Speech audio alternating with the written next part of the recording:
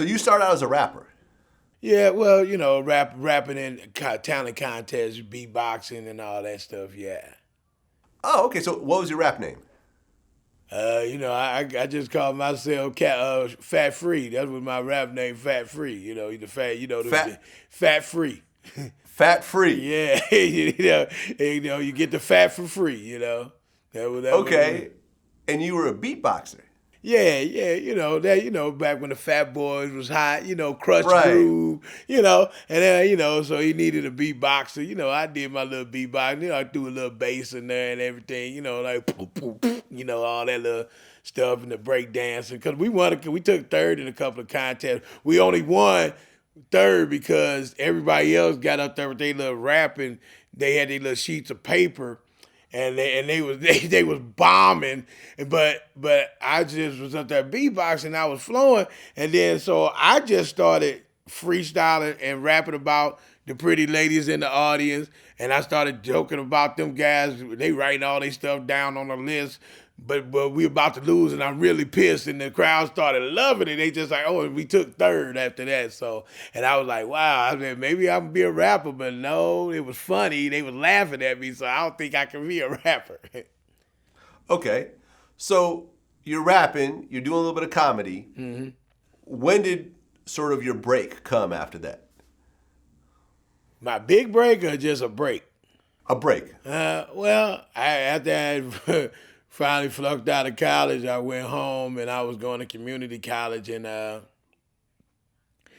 my mom said, "You're gonna have to get your ass off this couch," and I really wanted to do stand up. And one of my buddies, I didn't even know him. I just said I heard the Funny Bone was open, doing open mics in my local Funny Bone in St. Louis, a comedy club, and I kept calling them to get on the open mic, and it took me like 6 months before they let me get on.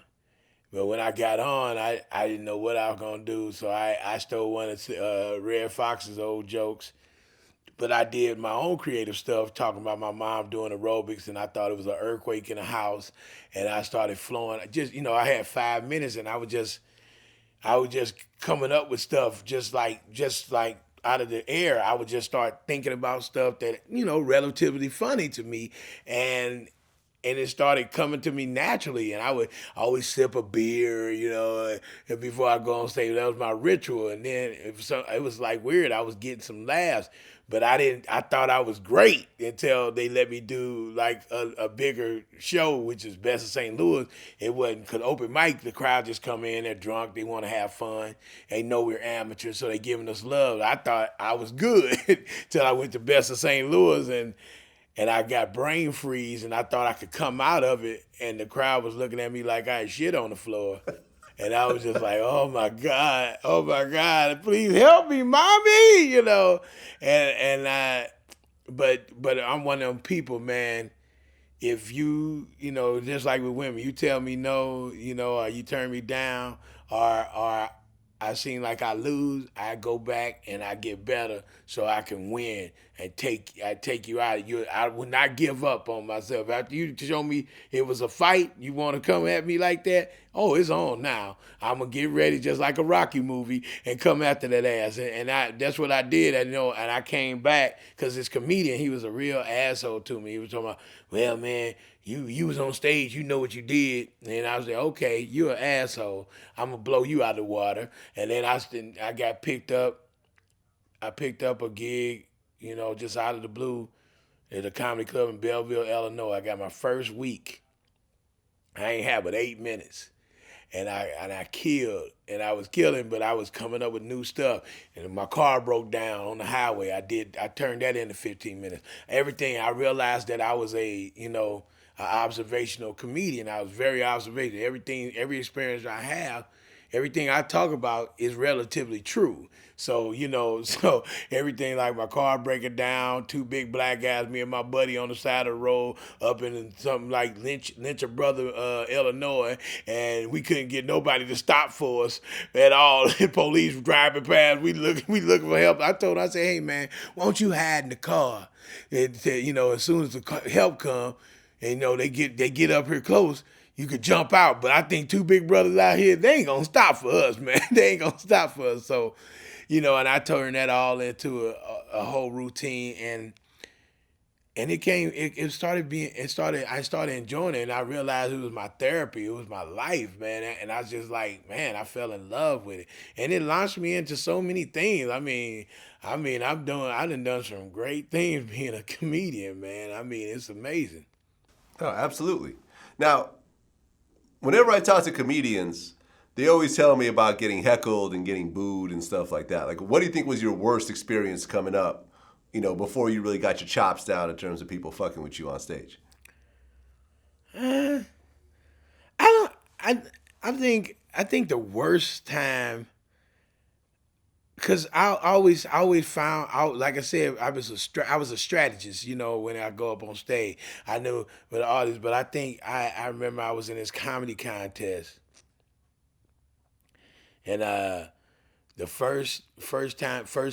the semifinals, I killed the place. I murdered. It was like 300 people in there, standing ovation, and I said I'm gonna save some of my good jokes for the final. And I got to the final, and this some bitch that was on the show with me planted his whole family in the room. You could tell because they wasn't laughing at nobody.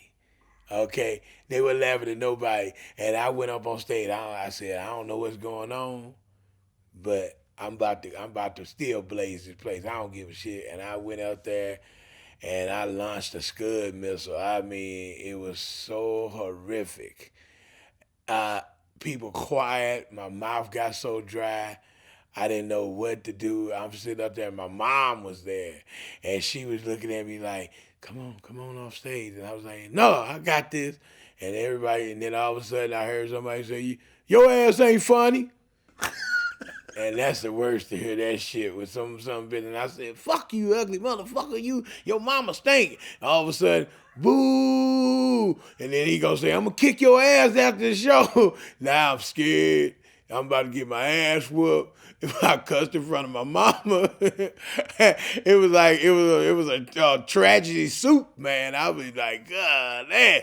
I was like, man, but I luckily my mom was able to get the car around the front of the building. I was able to get the hell out of there. I saved me from getting the ass kicking, but then she threatened me, your ass better get your shit together because you got to get out of my house. You better not cuss in front of me again. I said, Mom, come on. He was heckling me. I don't give a fuck. You go to church. You in the First Baptist Creek Corps. You don't have to cuss. And then after that, I found out she cussed a lot. And then she started letting me go on and grow up. And I went on and started cussing all day. But I don't have to cuss that much to get my laugh across.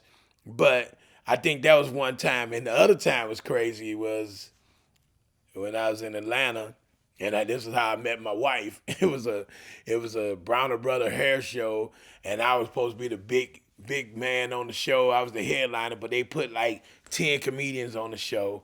I didn't go up till 2:00 in the morning, and the lady gonna come up to me and said, I don't want you to cuss. Everybody out there cussing, talking about vaginas and everything. I get up there, she gonna tell me, I'm paying you. You better not say a cuss word. So I said, okay, I'm cool. And so I go up and try to get him, and the crowd seemed like they wasn't feeling me, And I was like, oh shit, people walking out in groves, and I was just sitting there like, oh my God, not now. Why now? And I was so heartbroken. I just walked off stage. I said, fuck this. I said, I know you ain't want me to cuss, but fuck you, bitch. I don't want my money. I just snapped. I lost it. And she looked at me. I said, you heard me. And I walked off stage, and she had to pay me. She went on to pay me. She said, I don't know why you cussed at me. They was just trying to get on the bus. I said, you a damn lie. You let everybody cuss on this damn stage. And I walk up here, and the crowd left me because I couldn't even be myself, like that. But come to find out, it was true that it was like 200 people that stayed around that was fans that was loving me. I just thought it was, I lost it, man. And lo and behold, one of the ladies that was waiting was the one who was going to be my future wife, who I'm married to now. And she was like, I thought you were great. And, and I wanted to meet you. And you seemed like you were so mad. Why were you so mad? I said, I ate it. You said you didn't eat it.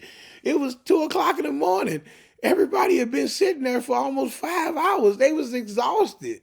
And I never knew that. See, but it still felt like one of the worst moments of my life. Crazy. Because comedians we're such narcissists, man.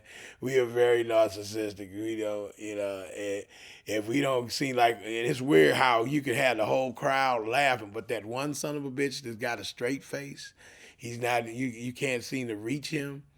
Like one guy, I was so pissed at him, I started cussing his ass out, literally. Why you bring your ass to the show? Why the hell you there? Everybody laughing, but I'm snapping on this guy, come to find out he was enjoying the show, but he had a stroke where he couldn't smile.